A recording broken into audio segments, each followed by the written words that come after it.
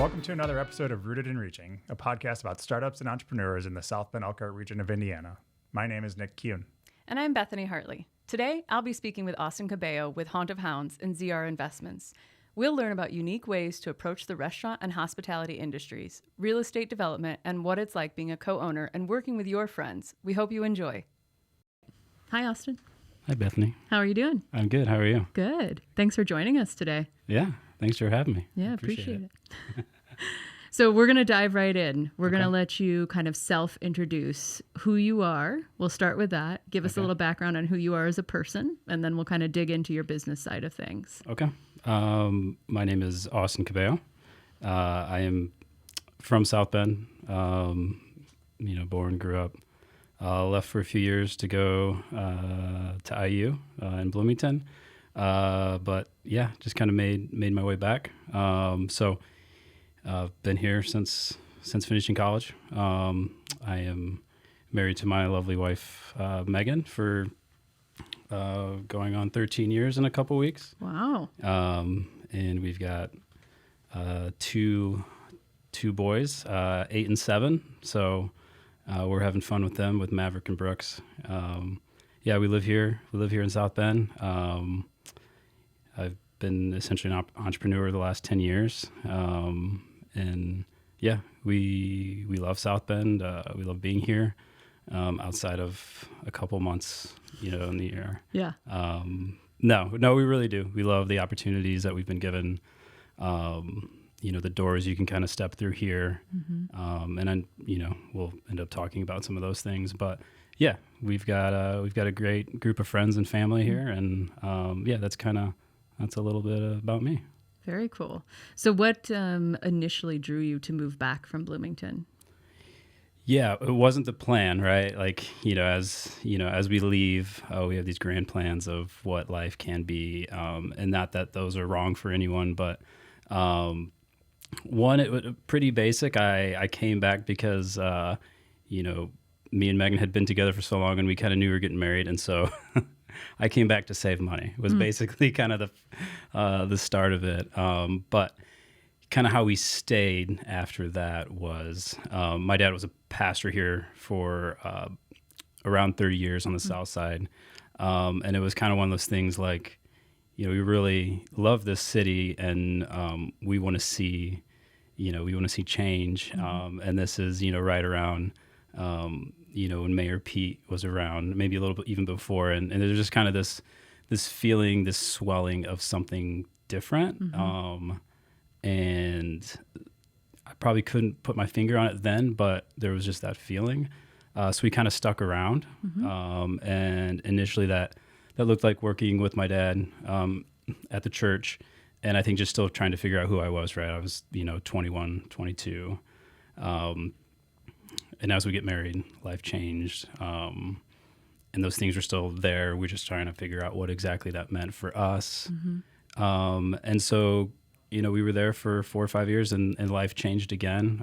We left the church. And I kind of joke, we moved from the south side to the north side of South Bend, which is 15 or 20 minutes, right? Mm-hmm. It's not large, but we had to kind of restart our life, new friends, new careers, new home. We were just having our first child then, within a few months of leaving the church. So a lot changed, but there was still that feeling of wanting to stay, mm-hmm. of wanting to attempt to make the little difference that we thought we could make. And so, yeah, that's kind of why we stuck around. I don't think we quite knew why, but I think that just kind of unfolded with life. Yeah. That's very relatable for sure. Yeah. So let's dig in. This podcast is about entrepreneurs in the South Bend Elkhart region. So you read your credentials on paper and you have done a number of entrepreneurial endeavors and are still doing most, if not all of them right now. And so just kind of walk through what are you involved in, and then we'll dig into the meat of those as we go. Yeah. So as I had mentioned, about 10 years ago, I started, kind of doing this entrepreneur type of life. That meant starting flipping homes with a buddy. That's kind of how I got into real estate. It was while I was working at the church the last couple years, and really loved it. Of course, back then the big things were the flipping TV shows that were around, and those were always, easy to watch and seemed like fun. So kind of dug my heels in. We did that for a little bit. As soon as I left the church, I had an opportunity to buy into a rental portfolio from a gentleman that we knew, kind of family history, and knew it had kind of gotten into the real estate game. And so I remember having an offer for a sales job in the RV industry, and then also having the ability to buy into this portfolio. And so it was a decision we had to make. I had to make, and with Megan, to figure out, like, do we want to go with the security route, knowing that I'll know what my paycheck is every week, or we go a little risky. And I think just with the idea that we had stayed around, and again, that kind of that swell, that feel of why are we staying around here, from, things that we had talked about, Chicago, Dallas, Phoenix, whatever those cities were, there was something, again, to that, going back to that feeling. And so we went for it. So we had to find a little loan to buy the first portfolio. And then it was just kind of, building from there. Lots of learning, lots of mistakes. Did have a mentor that helped me along the way that I bought into the portfolio with. And so did that kind of on my own with a couple partners for 7-8 years. Built, a good real estate portfolio, and then had started dreaming about what other things would be. What are the things that I enjoy, such as restaurants, coffee, a great cocktail. And so we started dreaming with some other friends of what it would look like to have something that served coffee in the morning and beer in the afternoon. Essentially, at that point, it was we were dubbing bean and barley. And so we were starting to look into what that would look like, and to bring something of that concept to South Bend, because traveled wherever my younger brother would be, which he's left South Bend as soon as he was 18, hasn't come back. So I've been able to experience cities like Cincinnati, New York City, LA through his eyes. And it's always been like, what if we had something like this? And though that concept didn't work, what I did know is 2-3 years later, that a few guys would come to me about wanting to do their own restaurant, their own concepts, the way they saw it in the places that they've been and they've traveled. And so we really connected on that. And so we created what we call Haunt of Hounds, which is 4 of us. And we, got into the risky game of restaurants and bars and hospitality. And yeah, so we've done that. We're going on 3 years now, which is kind of crazy. I think it was an itch for me to completely try a different industry, to challenge myself a bit. And also I really, really loved those guys and immediately trusted them, and had loved the work they had done before that. They've proven themselves before that, and they just wanted a shot at their own space. So, yeah. So speaking a little more about that and the partnerships you've formed and work with, what has been, imagining that going alone, right? If you didn't have partners, do you think it would have been possible? Yeah, no. The thing I talk about quite a bit with, anyone that's interested, and most of the time it's real estate, and, more and more now the restaurants. I remember being in, business school, and some professors would say, don't do business with, friends or family, right? Like, keep those things separate. And up until this point, I've done the complete opposite, basically.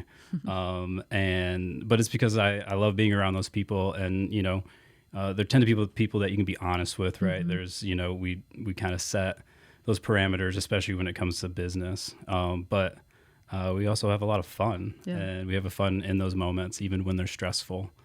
We can joke about it.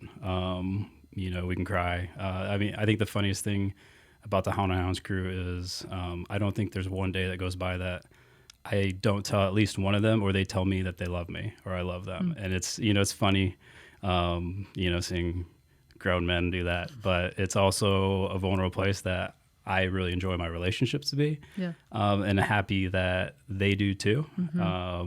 It's just kind of how I live my life. And I hope those around me feel that way too. So yeah, having those partnerships is so key. And even on the real estate side, kind of as we grew, our business, me and another guy I grew up with, during high school, that's kind of the forefront now of the real estate, venture, and we're building that together. We do life together. And I don't know, it just makes it that much better for me. It feels less like a job, right? And it's something you're passionate about, and you can be passionate with somebody else. And I think that's, for me, makes the biggest difference. And I think it's now even understanding that for whatever the next venture may be, that's key for me personally, is I want whatever that next one to be is to do it with someone that I enjoy being around. Yeah. I would imagine that's pretty important when you're, especially in the difficult times. Yeah, for sure. Yeah. Because you said you opened 3 years ago. So Fatbird opened so we started working about 3 years ago, opened up November of 2020, which was ideal to open a restaurant. Obviously, right? Yes, perfect timing. And we worked through that, and then by July of last year of 2022, we had opened 2 more. So we opened 2 within, I think, 40 days of each other, which was tough. I don't know if we'd do it again, but we did it. Yep. And so, we've got the 3, and then also have helped open Revenant Coffee, which has its own operators and great. Those 2 are great at running that and using their expertise. But we've been fortunate enough to, again, something like that is walk along 2 others that are passionate about their concept, their space, their product. And it just makes it so much easier to be there when they need, but to allow them to live that out. That's fun. Yeah. So I guess thinking about, one very simple question, I think. Where did you come up with the name Haunt of Hounds? I didn't come up with it. Okay. They had Tim, Milan, and Jordan had already comprised, like the 3 of them were like, let's do this. We want to start our own thing. We want to have our own concepts. We want to have our thumbprint on that industry here in South Bend. And so I remember kind of walking into that meeting, I think it was December of 19, and it took an hour and a half, 2 hours, and I think by the end of it, we all knew that it was a go. And they were like, "Well, we have our group already. If you're good with it, Haunt of Hounds." And I was like, "Yeah, like, can you just explain it a bit?" Yeah. A haunt is, a safe place for friends to be. You can think about it for your home or the cafe that you meet at is just the place where you feel comfortable. And hounds just don't stop, they don't stop until they find what they want. And so I think it kind of matches up with how I described them earlier, a place of comfort, but also a place for, like, we're really going to go for it. And so I trust that, none of us have to check on each other. We always know we're working as hard as we can, working as smart as we can. But in the end of the day, once we get together, we know there's comfort there. So there's a deeper meaning to it, up front. So what is that? But I think it really matches with who we are as a group and who we intend to be and how we treat our people. So yeah. Thank you. I've been wondering that for a little while. Been very I think personally most do. curious. Yeah. And Tim would probably be able to explain that much better and more eloquently. But that's what it means to me. Yeah. So going back into the meat of things, what has been or have been some of the most surprising parts of being an entrepreneur to you? Like, what did you not see coming? Yeah, that's a great question. I think, speaking for me, the ups and the downs they're very high and they're very low. There could be, there can be a week where it just feels like, oh, this is going to work for decades. Mm-hmm. And then there could be a week where it's like, we may not be here next week. And so I think then it's understanding on how you ground yourself, and learning to take time for you and and how you can kind of control those emotions. And so, because those times are going to come. I mean, you can attempt to figure out when they are going to come, and there's definitely resources and there's definitely work that can be done, but there's just some times where you can't, right? Things like COVID, things like macroeconomic things like, inflation that we're dealing with now and interest rates.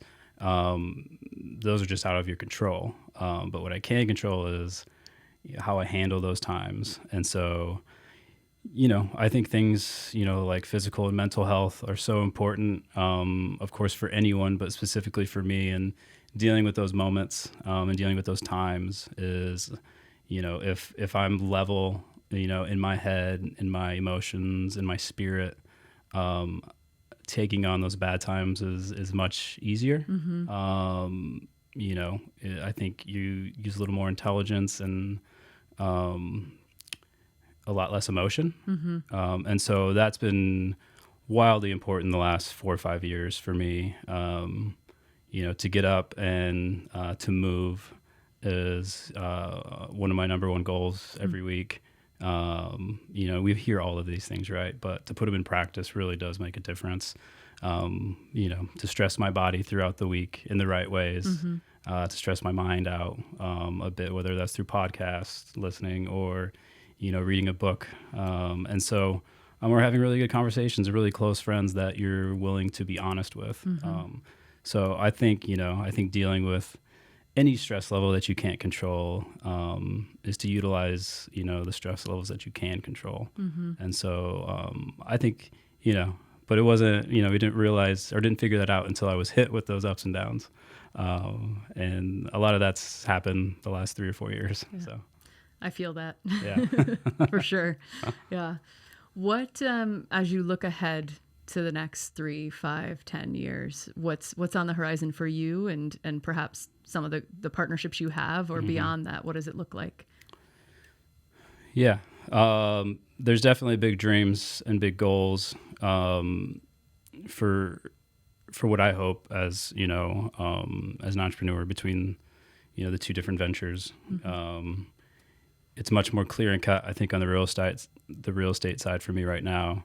We're building a portfolio as much as we can, in hopes to, and this is kind of the nitty gritty, but I'll touch on it really quick, is in hopes to raise some money from some investors to be able to do some larger things, but kind of putting our head down and just working hard, building that side of things. And on the restaurant group side, I think, these are all new concepts. None of them have been open 3 years yet. And so we know that takes time. We know they're startups. And so we just kind of have to continue to build that brand, continue to be more efficient.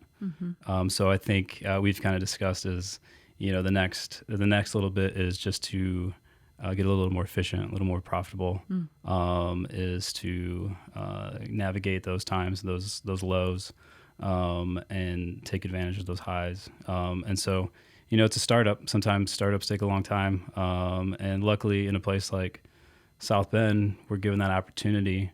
And we feel grateful for that, but it's, it's kind of like, all right, we've expanded really quickly. Let's utilize, let's not take advantage of that and try to continue and then just end up expanding too much and growing too fast.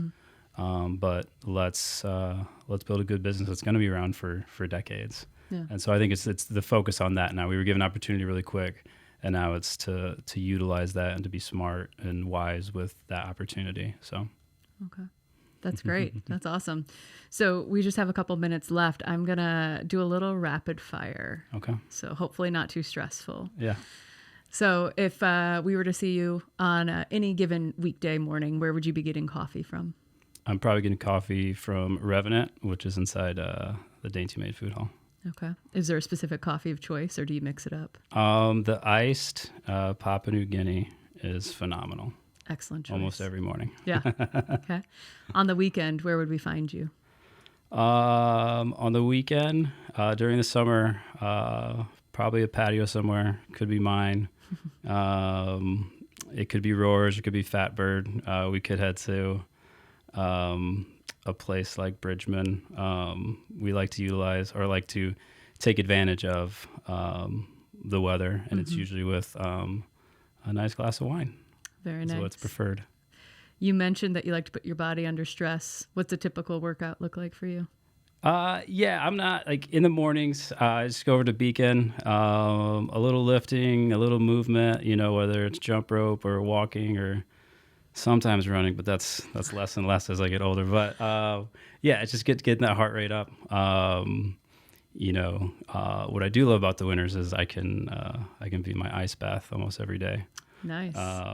But yeah, it's just really, it's just moving a little bit. It's making sure everything's still there working fine. But yeah, it's nothing too intense. Like some of those workouts out there, like Orange Theory. I'm not quite there. I don't know if my body could handle that. Oh, you could. 3 or 4 times a week, but yeah. What are you most proud of? I am most proud of my relationship with my wife. Yeah, I think it's the springboard to my other relationships. We have a lot of fun together. We're very honest with each other.